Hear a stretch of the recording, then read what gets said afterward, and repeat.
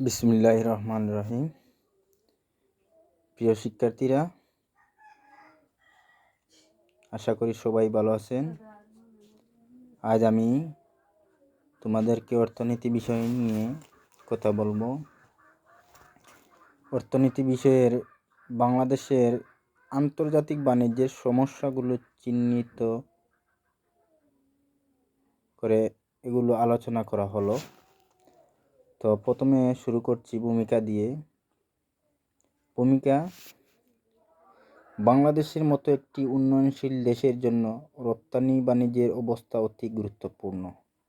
রপ্তানি বাণিজ্য খাতের সাথে দেশের শিল্প উন্নয়ন, অর্থনৈতিক উন্নয়ন ওতপ্রোতভাবে সম্পর্কিত।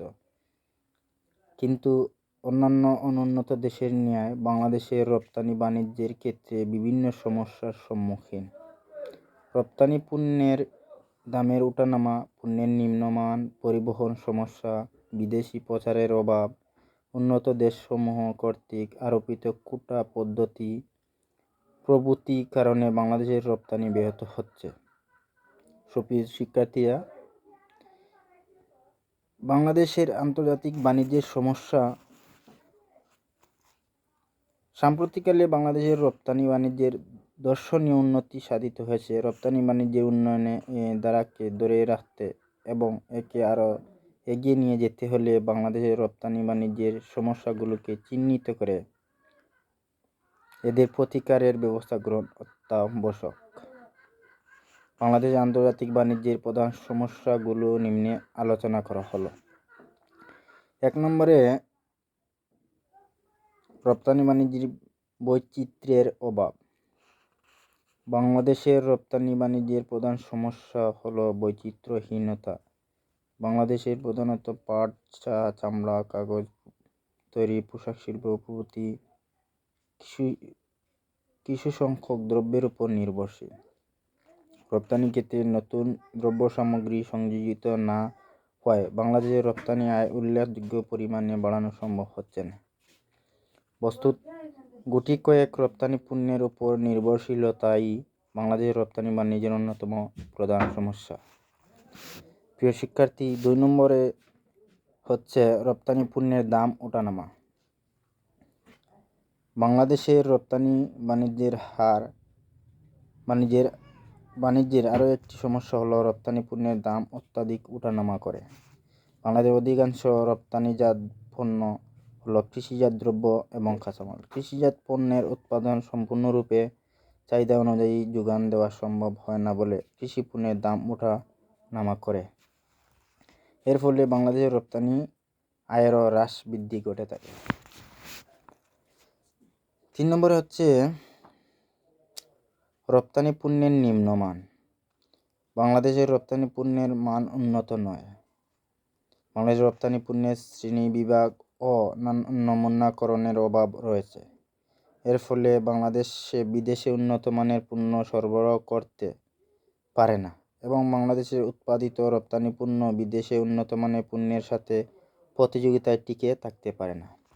প্রিয় শিক্ষার্থীরা, 4 নম্বর হচ্ছে অবকাঠামোগত দুর্বলতা। বাংলাদেশের অর্থনৈতিক অবকাঠামো এখনো খুবই দুর্বল। পরিবহন ও যোগাযোগ ব্যবস্থার অসুবিধার কারণে বাংলাদেশের রপ্তানি বাণিজ্য ব্যাহত হয়।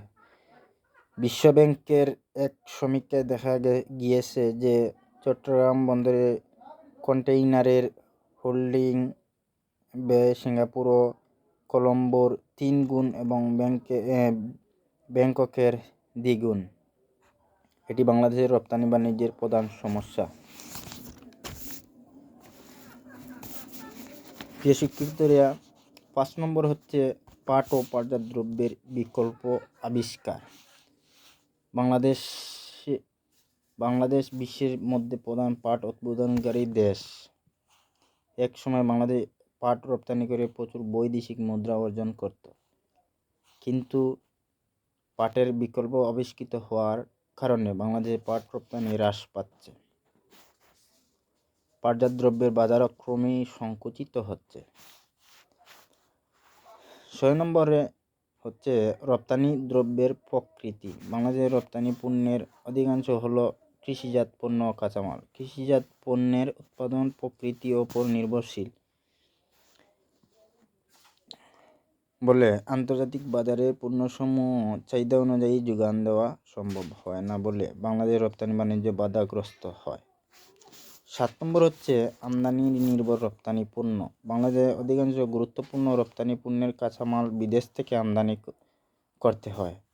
তৈরি পোশাক এর উৎকৃষ্ট উদাহরণ। কাঁচামাল আমদানি করতে হয় বলে এসব রপ্তানি পণ্য মূল্য সংযোজন পরিমাণ খুবই কম। প্রিয় শিক্ষার্থীরা, উপসংহারে আমরা বলতে চাই, উপযুক্ত আলোচনার পরিপ্রেক্ষিতে বলা যায় যে আন্তর্জাতিক বাণিজ্যের এসব অসুবিধা বা সমস্যার কারণ বাংলাদেশের রপ্তানি বাণিজ্যের ক্ষেত্রে আশানুরূপ সাফল্য অর্জন করতে পারেনি। বাংলাদেশের রপ্তানি পণ্যের বৃদ্ধি করতে হলে বর্তমান রপ্তানি বাণিজ্যের ক্ষেত্রে বিরাজমান এসব সমস্যা দূর করতে হবে। তাহলেই বাংলাদেশের আন্তর্জাতিক বাণিজ্যের সমস্যাগুলো দূর করা সম্ভব। আশা করি সবাই ভালো আছেন, সুস্থ থাকেন। আবার দেখা হবে। আসসালামু আলাইকুম ওয়া রাহমাতুল্লাহ।